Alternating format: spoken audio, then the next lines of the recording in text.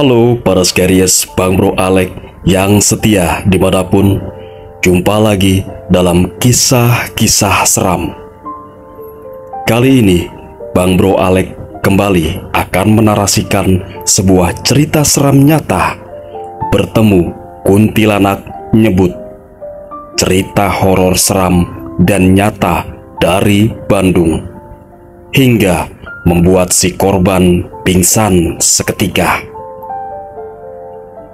Seperti apakah keseraman dari kisah nyata tersebut?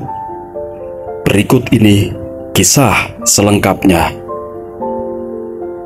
Sebelum saya memulai menarasikan kisah-kisah seram, mohon dukungannya untuk subscribe, like, komen, dan share, serta nyalakan tombol notifikasi agar kalian selalu mendapatkan update terbaru video kisah-kisah seram dari channel ini.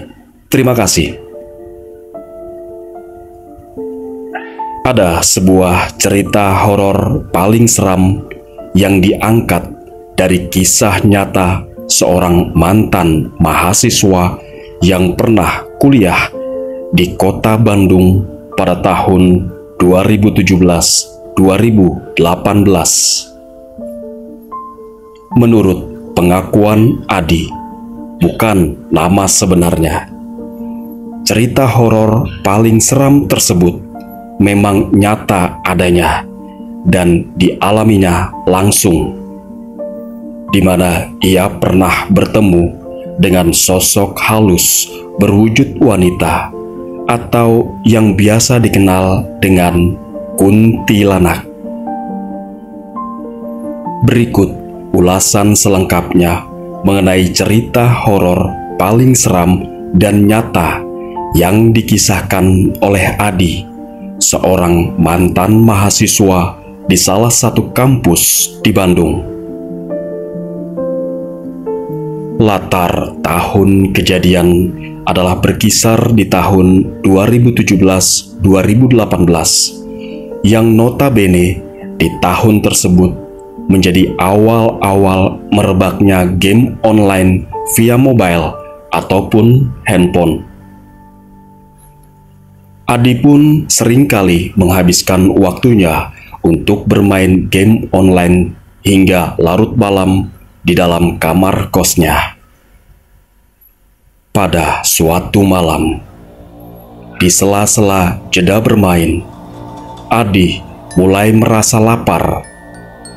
Ia pun memutuskan untuk keluar kamar dan mencari makanan di warung langganan yang memang dekat dengan kampusnya. Kejadian saat itu menunjukkan waktu sekitar pukul 12:15 atau tepatnya tengah malam. Adi memutuskan untuk berjalan kaki menuju warung yang memang sudah menjadi langganannya. Adi memilih jalan kaki saat tengah malam tersebut bukan tanpa alasan, sebab motornya saat itu sedang dalam perbaikan di bengkel, sehingga belum bisa digunakan. Ia berjalan kaki dari kosan menuju warung di dekat kampus dengan memilih memotong jalan yang menurutnya memiliki waktu tempuh lebih singkat. Namun, jalanan tersebut sangat sepi dan sunyi jika dibandingkan kalau ia memilih jalan utama lainnya yang kala itu juga masih ramai oleh aktivitas banyak orang di malam hari. Jalan yang dipilih oleh Adi tersebut adalah sebuah jalan kompleks perumahan yang sangat sepi, sebab kebanyakan digunakan sebagai aktivitas perkantoran. Sedangkan aktivitas perkantoran biasanya berlangsung hanya pada siang hari hingga sore hari. Alhasil, di malam harinya tidak ada lagi aktivitas manusia di sana. Singkat cerita, Adi telah selesai membeli makanan dari warung langganannya, dan ia pun memutuskan untuk pulang ke kosan dengan melewati jalan komplek yang sama yang sebelumnya dia lalui. Adi berjalan dengan tenang sambil membawa makanan yang dibungkus dalam plastik. Di tengah perjalanan, tiba-tiba ia merasakan hal yang tidak biasa. Tidak seperti saat awal ia melewati jalan tadi sebelumnya.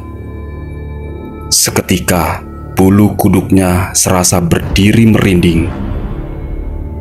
Suasana kala itu tidak sama seperti ketika ia berangkat menuju warung sebelumnya, di mana saat itu udara terasa begitu dingin hingga sedikit membuat perasaan Adi was-was. Adi berjalan di sepanjang jalan komplek yang sepi sambil berusaha menenangkan perasaannya yang mulai merasa tidak nyaman. Lalu tiba-tiba ia secara tak sengaja menangkap sebuah sosok penampakan berwarna putih sedang duduk di atas pohon yang ia lihat dari ujung matanya.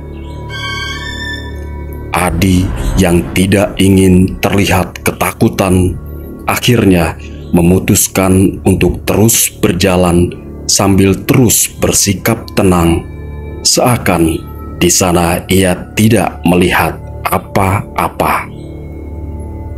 Langkah demi langkah, Adi pun kian mendekat ke arah jalan di mana pohon tempat sosok putih itu berada. Ia mulai mendengar suara lantunan seperti tembang atau nyanyian dari atas pohon tersebut. Dan tidak hanya itu, ternyata ada helaian rambut yang memanjang dari atas pohon hingga ke tanah yang dilaluinya itu. Ia pun terpaksa harus menginjak helaian rambut yang menjulur di ruas jalan tersebut. Alhasil, perasaan Adi makin tidak karuan.